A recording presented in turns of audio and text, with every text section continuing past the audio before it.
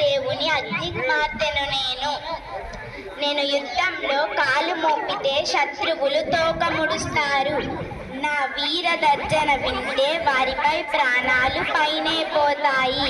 నేను రణరంగంలో వీర విహారం చేస్తుంటే ముందు చూస్తే రుద్రమ్మ, వెనుక చూస్తే రుద్రమ్మ, ప్రక్క చూస్తే రుద్రమ్మ, ఎటు చూసిన రుద్రమ్మ అంటూ శత్రువులు పరుగు తీస్తారు. ఆంధ్రదేశ చరిత్రలో మా కాకతీయులకు విశిష్ట స్థానం ఉంది. మా తండ్రి గణపతి దేవుడు నాకు ఒక పక్క సంగీత, సాహిత్యం, నృత్య కళలు నేర్పిస్తూ మరొక పక్క రాజనీతి, అర్థశస్త్ర విద్యలు నేర్పించారు. మా తండ్రితో పాటు యుద్ధంలో ఒక్కొక్కరిని ఓడిస్తూ ముందుకు పోతుంటే దేవగిరి యాదం రాజు నా మీద కత్తి దూశాడు. కానీ నేను చంపలేదు. పురుష వేషంలో విజృంభించి విజయం సాధించాను.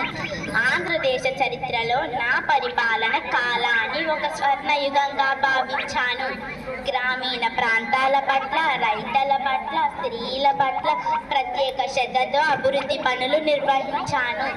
కాలువలు తవ్వించాను, గోపురాలు కట్టించాను, శ్రీ విద్యకు బాటలు వేశాను. ప్రజలకు నచ్చే విధంగా, అందరూ మెచ్చే విధంగా ధైర్య, శౌర్య, సాహసాలకు ప్రతీకన ఆంధ్రదేశ చరిత్రలో ఒక వేగు చుక్కగా నిలిచాను. రుద్రమ్మదేవి రాణి, రుద్రమ్మదేవి జై హింద్.